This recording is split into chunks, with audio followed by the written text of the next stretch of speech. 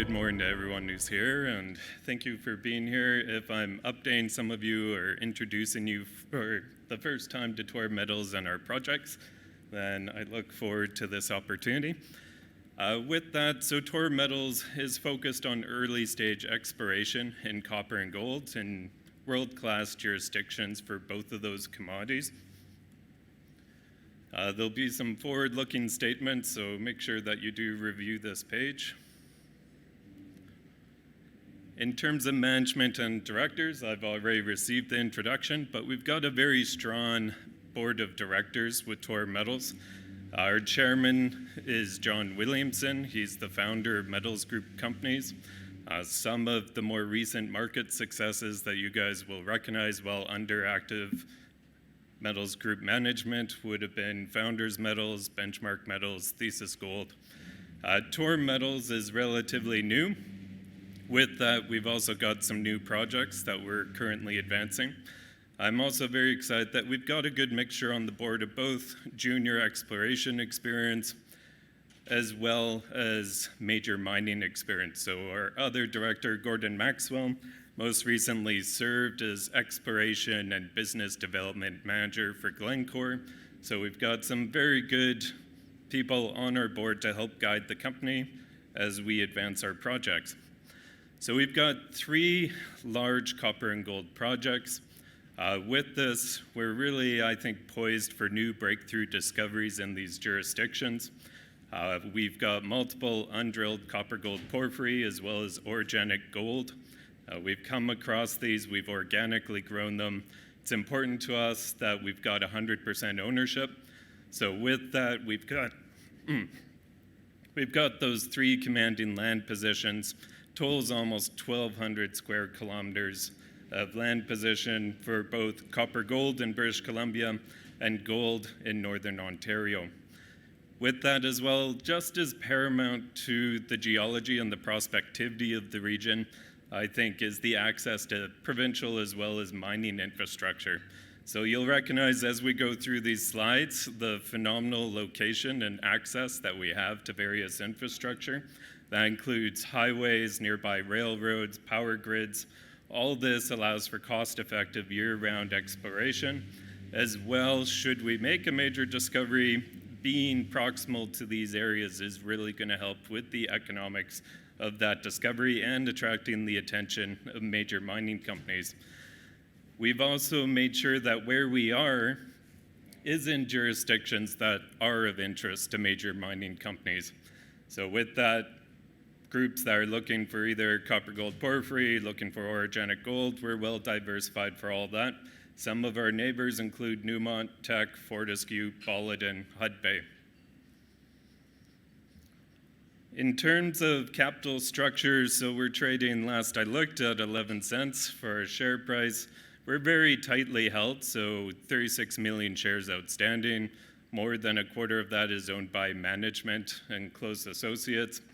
Low market cap of 3.6 million. We are in the process of doing a small financing right now, raising 600,000 to do some additional work on our Fillian Gold project in Northern Ontario. This work will be used to really define expansion potential of high-grade gold on that project. You'll notice as well that more recently, starting in the spring, we got a bump in our share price. So that correlates with news that was coming out from our Colos copper-gold porphyry project in south central BC, where we defined a 4-kilometer copper and gold soil anomaly, as well as very large-scale geophysical anomalies that we'll be following up on. So something to look forward to. We'll have more surface geochemical and geophysical surveys coming up for Colos and Fillian, and we also have a permit pending on the Colos project. In terms of unlocking value, what we're looking for with a potential major new discovery is to be part of that next generation. So the reality of what we're looking at, this heavy reliance on mining projects as well as more advanced brownfield projects, has resulted in fewer copper and gold discoveries. In terms of copper, we're also looking at smaller discoveries being made, and they're getting deeper. So where we need to start looking is new areas where there's high-grade surface mineralization, where there's potential to find something that's been underexplored or unexplored with major expansion potential. What we've spent our time doing is accumulating these 3 projects and defining a very robust pipeline of early exploration drill-ready targets. So that includes 6 potential porphyry centers, most of those copper gold. All these are multi-kilometer in scale, road accessible, never drilled. We've also actually got a copper deposit. So we have the Nat Pass copper gold deposit up in the Golden Triangle of northern British Columbia. This deposit remains open beyond 200 meters vertical depth. The permitting is ongoing for this project with the current geopolitics in northern BC. That is why we're focusing mainly on our Kolos and Fillian projects. At Fillian, we've defined 6 highway-accessible gold soil anomalies next door to the Trans-Canada Highway, and those have never been drilled. So if we go to south-central British Columbia, we look at the Kolos project, you'll see the location on the image on the left side outlined in red. You'll see as well the land positions of some of the more major companies in the area. So we've got Teck in Canada's largest open-pit copper mine, 30 kilometers to our northwest. We have the new Afton high-grade copper-gold porphyry mine to our north. And then we've got Copper Mountain and Hudbay Minerals to our south. What's important here, this map is based on a map that was done by MDRU in British Columbia. They identified in this area 5 major intrusive units that are associated with these large porphyries. What we have in the middle of the project is the last of those intrusive units that's never been drill tested before. So with that, we've got phenomenal access to the highway, where actually the project has the highway bisecting it. As well, we're located in BC's most productive copper mining district. So this area, the Southern Quesnel, contains 3 of the 5 largest producing copper mines in Canada. If you go a little further north and you loop in Mount Milligan in the Quesnel Trough, you'd find out that the Quesnel Trough has 4 of the 5 largest copper mines in Canada. So this project was acquired in late September of last year. And we moved very quickly. We did a large first ever soil sampling program concentrated in the south. We defined over 4 kilometers of copper and gold soil anomalies. With that up to 1,175 ppm copper, 725 ppb gold. We've got mineralization in outcrop, never drill tested, up to 0.52% copper and over 4 grams per ton gold. All this correlates together with some very large-scale ZTEM geophysical anomalies that we conducted as well. And most recently, we've more than doubled the size of the project to the north. As you'll notice, these high MEG anomalies that are associated with the mineralization occur in the north as well. These have never been explored before, and we recently made a news release on our sonic zone where we've defined a 1 by 2 kilometer porphyry alteration footprint. Here you'll see a cross-section of the ZTEM geophysical survey. What this is good for, it's used for a lot of exploration to define hydrothermal alteration and mineralization associated with porphyry systems. What it shows us is the potential source intrusion coming up within the Kirby zone. It's coincident with our soil anomalies as well as that outcrop mineralization. And we can see that it continues further, very deep reaching, much further than even a kilometer in depth. You can see the Empire State Building there for reference.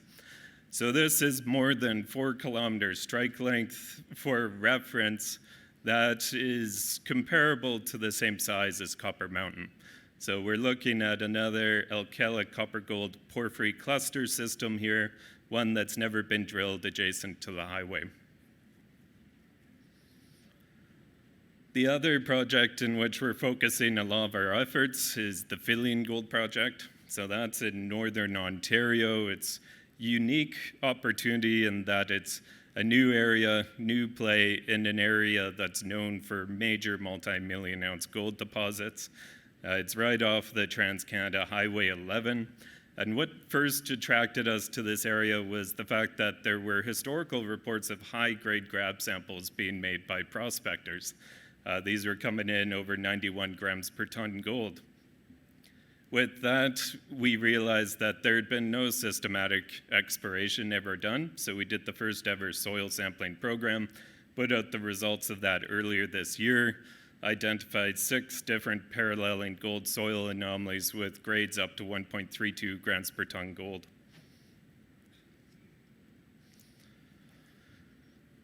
So with this, the Fillian Project is permitted for drilling. We received that permit back in July of this year. On the left-hand side, you'll see an image of the soils that we did.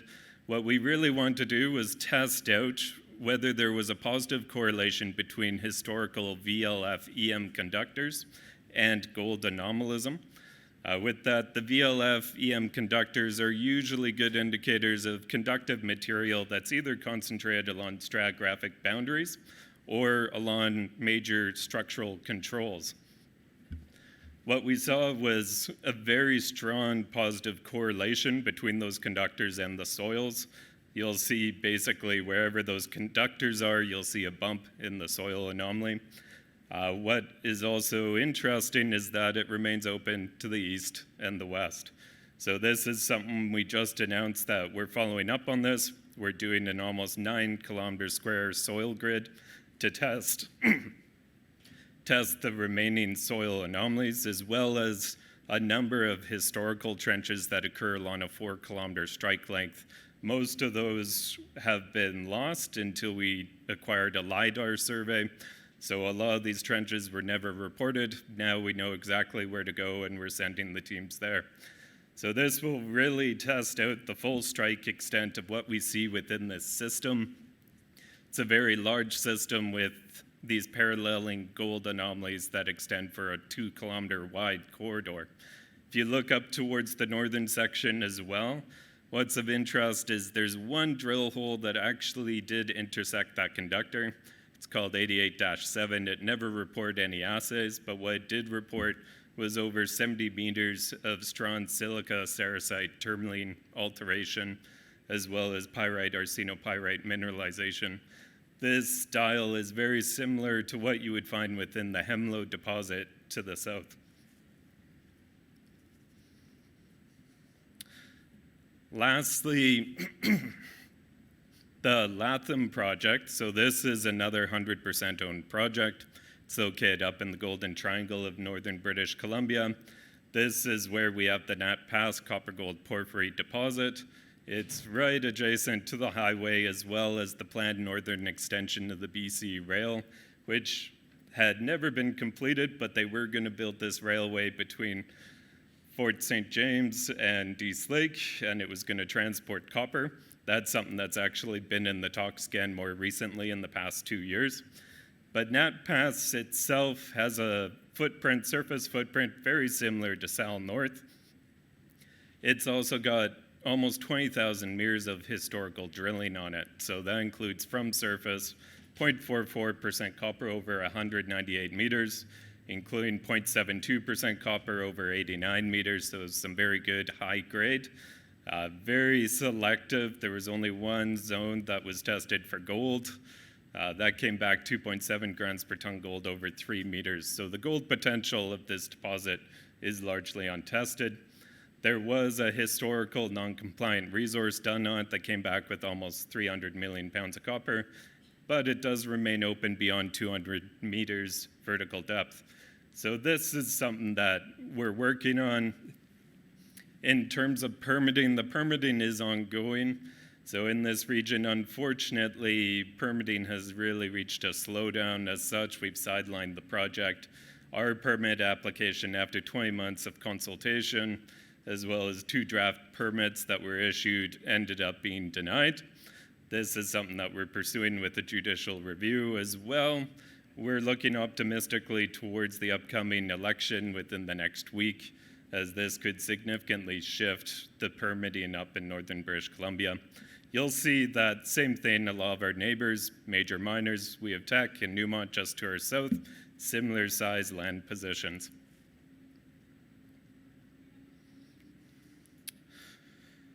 With that, we've always been sure to do pre-permitting engagement. This is always done with First Nations even months before we ever submit a permit on any of our projects.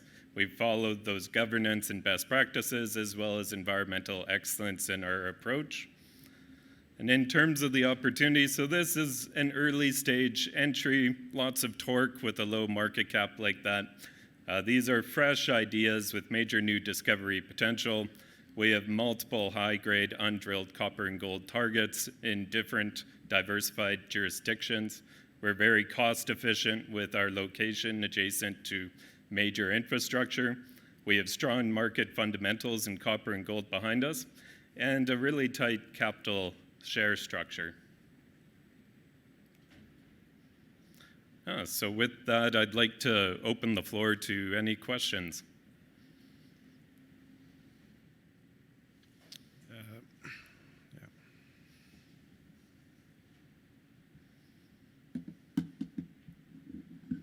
Thank you for the presentation. Can you share the reason why your permitting hit a roadblock? Yeah, that's actually an excellent question. So in terms of the reason, we were actually never provided with a concrete justification by the ministry in BC.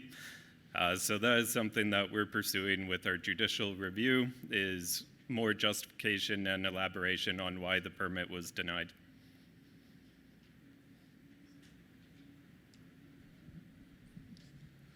I just have I guess a corporate question with respect to, this is a business, obviously, when you're developing and exploring for properties, where drilling is required, and why the focus on some of these superficial things that are important, and I agree are part of an exploration program, but why you wouldn't be popping some holes into some of these. Mm-hmm. Yeah, certainly. So with the Colos project, we have advanced those targets, especially at the Lodi and Kirby zones, to drill-ready status. So with that, Colos, we're just waiting for the permit to come through, which we're anticipating to be later this year. In terms of Fillian, we do already have a permit. What we want to do with that is to make sure with this extra field work that we really test the full 7-kilometer strike length of the mineralization and alteration footprint, as we want to make sure that the first drill holes that we put in there are in the best possible zones to really define the system.